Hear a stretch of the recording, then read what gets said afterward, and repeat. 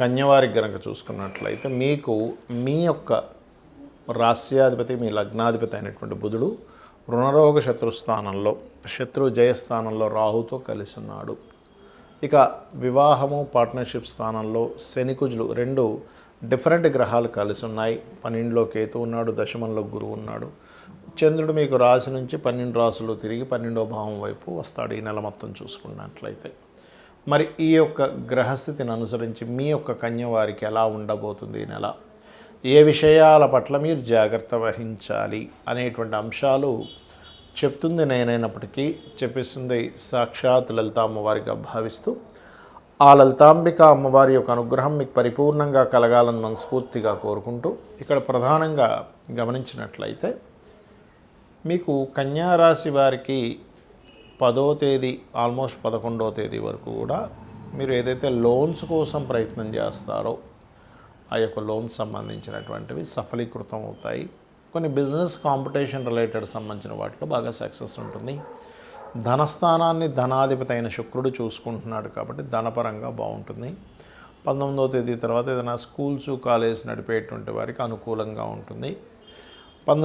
తర్వాత ఏదైనా భూమి మూలంగా ట్రైనింగ్ మూలంగా కన్సల్టెన్సీస్ మూలంగా కూడా భాగ్యాధిపతి భాగ్యస్థానంలోకి ధన భాగ్యాధిపతి భాగ్యంలోకి వెళ్తున్నప్పుడు తద్వారా ధనయోగం ఉంటుంది. శత్రువుపై జయం ఉంటుంది. కాకపోతే పార్ట్నర్స్ని ఎంపిక చేసుకునే విషయంలో అది జీవిత భాగస్వామి అనుకోండి, బిజినెస్ పార్ట్నర్స్ అనుకోండి, వారిని ఎంపిక చేసుకునే విషయంలో 7వ స్థానంలో శని కుజుడు ఉన్నారు కాబట్టి చాలా జాగ్రత్తగా ఎంపిక చేసుకోవాలి. ఇక జాబ్ రిలేటెడ్ సంబంధించినటువంటి విషయంలో అనుకూలత అయితే ఏర్పడుతుంది. కొత్త జాబ్స్ వస్తాయి, అందులో ఎటువంటి సందేహం లేదు. అలాగే మరొక విషయం ఏంటంటే ఇక్కడ గమనించినట్లయితే ఇక్కడ మీరు ఇన్వెస్ట్మెంట్స్ చేసుకునేటువంటి విషయాల్లో 12వ స్థానంలో కేతు ఉన్నాడు కాబట్టి ఈ కేతువు 12లో ఉన్నందుకు ప్రధానంగా ఇన్వెస్ట్మెంట్స్ ఆదివారాలు, మంగళవారాలు, కుజహోరలు, రవిహోరల్లో మనకి హోరా యాప్ అని ఒకటి ఉంటుంది, ప్లానటరీ టైమ్స్ అని ఒక యాప్, చాలా యాప్స్ ఉన్నాయి మనకి ప్లే స్టోర్లో. అది ఒక డౌన్లోడ్ చేసుకొని అందులో మీరు ఏం చేస్తారంటే రవికుజ హోరల్లో ఎటువంటి ఇన్వెస్ట్మెంట్స్ చేయకండి ఇప్పుడు ఉండే సిచ్యువేషన్స్ పరంగా. అది ప్రధానంగా గుర్తుపెట్టుకోండి, ఎందుకంటే కుజవత్ కేతు అంటాడు కాబట్టి. ఇక మీరు నిత్యము వెంకటేశ్వర స్వామి యొక్క ఆరాధన, లక్ష్మీ నరసింహస్వామి యొక్క ఆరాధన, శక్తి ఆలయాలకు వెళ్ళడము, శనికుజ గ్రహాల దగ్గర దీపారాధన చేయడము చేయండి. ఎందుకంటే ఇక్కడ పంచమాధిపతి ఎప్పుడైతే సప్తమంలో కుజుడితో కలిసి ఉన్నాడో ఇది కొంచెం ప్రేమించిన వారిని వివాహం చేసుకునే విషయంలో కూడా కొంత ఘర్షణ వాతావరణాన్ని ఇస్తూ ఉంటుంది. కాబట్టి ఈ విషయంలో ఎక్కువ ఎమోషన్ అవ్వకండి.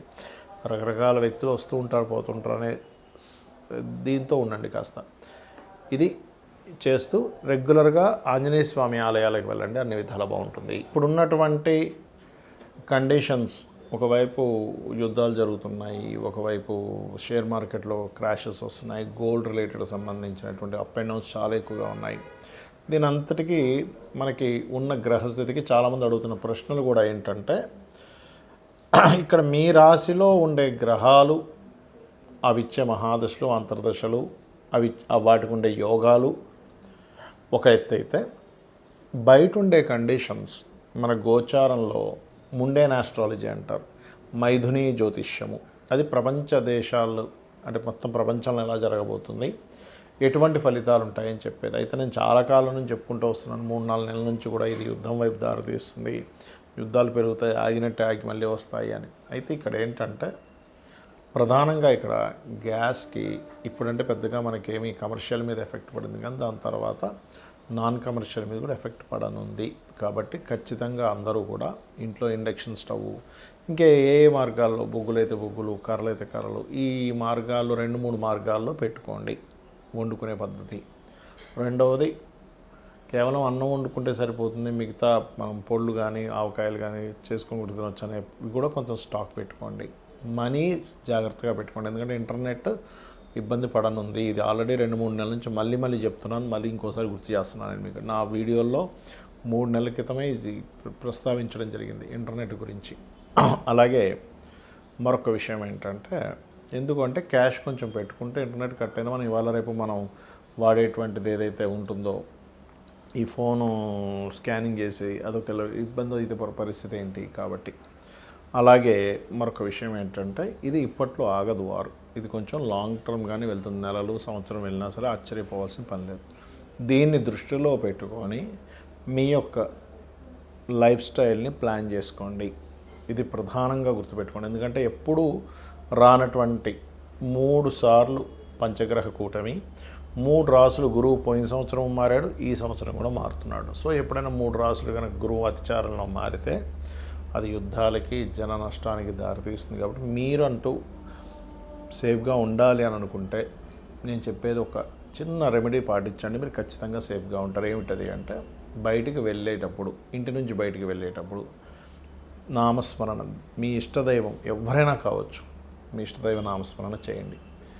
ఉదయం నిద్ర లేచిన వెంటనే చేయండి, బయటికి వెళ్ళేటప్పుడు చేయండి, నిద్రపోయేటప్పుడు చేయండి. నిద్రపోయేటప్పుడు నమశివాయ మంత్రాన్ని, నిద్ర లేచిన వెంటనే మీ ఇష్టదైవాన్ని చూసుకోవచ్చు, లేదా స్కందుని చూడవచ్చు. బయటికి వెళ్ళేటప్పుడు కూడా మీ ఇష్టదైవం విష్ణువు అయితే విష్ణువు, శివుడైతే శివుడు, అమ్మవారు అయితే అమ్మవారు, గణపతి అయితే గణపతి, స్కందుడైతే స్కందుడు, ఏదైనా పర్లేదు, మీరు ఎందులో ఉన్నా సరే. ఎందుకంటే మనకి కాలం ఒక రకంగా ఉన్నప్పుడు ఆ కాలాన్ని నడిపించేవాడు ఆ యొక్క పరమాత్మ యొక్క అనుగ్రహం ఉంటే మనం ఇబ్బంది పడకుండా ఉంటాం. మన జన్మజాతకాల్లో ఏదైనా గండ యోగాలు అంటారు, 8th హౌస్ కనెక్టివిటీ ఉన్నటువంటి మహాదశలు నడిచేటప్పుడు దీని మీద పెద్ద రీసెర్చ్ చేస్తే ఇలాంటివి జరిగినప్పుడు ఎవరు ఎక్కువగా అఫ్లిక్ట్ అయ్యారు, మనకు కోవిడ్ వచ్చినప్పుడు కానీ, ఇలాంటి యుద్ధాలు first world war, second world వార్లో ఉన్నప్పుడు ఉండేటువంటి మనుషులు కానీ, వాళ్ళవి తీసుకుంటే ఎక్కువగా ఏదైనా యాక్సిడెంట్ జరిగినప్పుడు, సామూహికంగా యాక్సిడెంట్స్ అయినప్పుడు చూస్తే వాళ్ళందరి జాతకాల్లో కూడా ఈ రకంగా వాళ్ళ యొక్క లైఫ్ అనేటువంటిది ఇబ్బంది పడడం జరిగింది. కాబట్టి మీరు ఎప్పుడూ కూడా ఈ గోచారం ఒక ఎత్తు అయితే, మీ పర్సనల్ చార్ట్లో మీరు ఓన్లీ యాక్సిడెంట్స్ అనే కాకుండా మీరు లైఫ్లో ఎందుకు ఎదగలేకపోతున్నారు, మీ లగ్నం ఎలా ఉంది, మీరు ధనపరంగా ఎందుకు మీరు పడుతున్నంత కష్టంకి ఫలితం రావట్లేదు, మీ ధనయోగం ఎక్కడ బ్లాక్ అయింది, దానికి చిన్న చిన్న రెమెడీస్తో చేసుకోవచ్చు. అలాగే పర్టికులర్గా మీరు ఏంటంటే మీ యొక్క ప్రయత్నాలు ఎందుకు సక్సెస్ అవ్వట్లేదు, 3rd హౌస్, మీరు ఏ ప్రాపర్టీ తీసుకుంటే మంచిది, ఎప్పుడు తీసుకుంటే మంచిది, ఏ డైరెక్షన్లో మీరు నివసిస్తే మంచిది, అది రెంటల్ హౌస్ అయినా ఓన్ హౌస్ అయినా, అది 4th హౌస్, మీరు ఏం చదివితే బాగుంటుందో కూడా 4th హౌస్ చెప్తుంది. అదేవిధంగా సంతానము, రుణము, రోగము, శత్రువు, పూర్వజన్మ కర్మలు, వివాహము, వివాహ జీవితం, ఇవన్నీ 7వ స్థానము, 6వ స్థానము, 12వ స్థానము, ఇలాగ ప్రతి భావము ఒక అనాలిసిస్ అనేటువంటిది ఉంటుంది. మీ లైఫ్లో ఎందుకు ఇలా జరుగుతుంది, మీ లైఫ్లో ఎందుకు ఈ రకమైనటువంటి ఇబ్బందులు వస్తున్నాయి, దీన్ని చాలా సింపుల్గా లలితా సహస్రనామాలు చేసుకుంటూ, మీకు పలానా దాని మీద ఎక్కువ ఇబ్బంది ఉంది, ఎగ్జాంపుల్ అప్పుల మీదే ఎక్కువ ఇబ్బంది ఉంది, అప్పులకే ఎక్కువ ఇబ్బంది పడుతున్నారు, ఓం అపర్ణాయే నమః అనే మంత్రం మీరు నిత్యము స్మరిస్తే మీకు తెలియకుండానే మీ యొక్క లైఫ్ స్టైల్ మారుతుంది. తద్వారా మీకు సంపద పెరుగుతుంది, తద్వారా మీకు ఏదైతే అప్పులు ఉన్నాయో అప్పులు క్లియర్ అవుతాయి. అంటే మీ ఆలోచన విధానం ఎలా అప్పుల్ని క్లియర్ చేయాలనే వైపు మీ ఆలోచన తిప్పుతుంది. అంతేగాని ఏ పని చేయకుండా ఇంట్లోకి వచ్చిన అపర్ణాయ నమః అనుకుంటా అంటే ఆకాశంలోంచి మూటపడి మీరు అప్పులు తెచ్చడం జరగదు. మీ యొక్క విధానాన్ని మారుస్తుంది. అలాగే ఓం సంపత్కరీ సమారూఢ సింధుర వ్రజసేవితాయే నమః అనే మంత్రము ఫైనాన్షియల్ గ్రోత్ ఇస్తుంది. అదేవిధంగా కొంతమందికి హెల్త్ ఇష్యూస్ ఉంటాయి బికాజ్ ఆఫ్ 6th హౌస్. దీనివల్ల ఇంకొంతమంది ఇక్కడ కంటే కూడా విదేశాలకు వెళ్తే బాగా సెట్ అవుతారు, బాగా సక్సెస్ అవుతారు.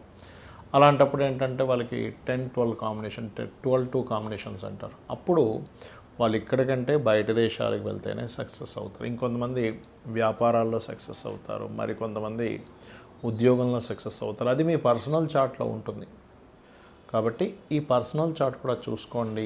ఈ వార్ ఎఫెక్ట్ వల్ల మీరు ఎఫెక్ట్ అవ్వకూడదు కాబట్టి ముందుగా చెప్తున్నాను. నేను మొదట్లో చెప్పినటువంటి, ఎందుకంటే గ్యాస్ ఇప్పుడు మనకి కమర్షియల్గా ఇబ్బంది వస్తుంది కానీ నాన్ కమర్షియల్ వాళ్ళకి ఇంకా ఇబ్బంది స్టార్ట్ అవ్వలే, కానీ ఫ్యూచర్లో ఖచ్చితంగా స్టార్ట్ అవుతుంది. కాబట్టి కొంచెం ఎక్స్ట్రా సిలిండర్ ఒకటి పెట్టుకోవడం, ఇండక్షన్ స్టవ్ పెట్టుకోవడం, ఇవి ఖచ్చితంగా చేయండి. ఎందుకంటే కుజుడు మీనరాశుల్లోకి వెళ్తున్న కుజుడు మీకు ఏప్రిల్లో ఏం చేస్తాడంటే డియోల్ సైన్లో ఉన్నప్పుడు మంటకి కారకుడు, వంటకి కారకుడు అవుతుంటాడు. కాబట్టి అక్కడేమో డియోల్ అంటే ప్రతి ఇంట్లో 2-3 పొయ్యిలు పెట్టుకుని యోగాన్ని ఇస్తాడు. కాబట్టి అటువంటి ఫలితాలు రానున్నాయి. కాబట్టి చేయండి. నిత్యము లలితా సహస్రనామాలు చేసుకోండి, అన్ని విధాలా మీకు బాగుంటుంది.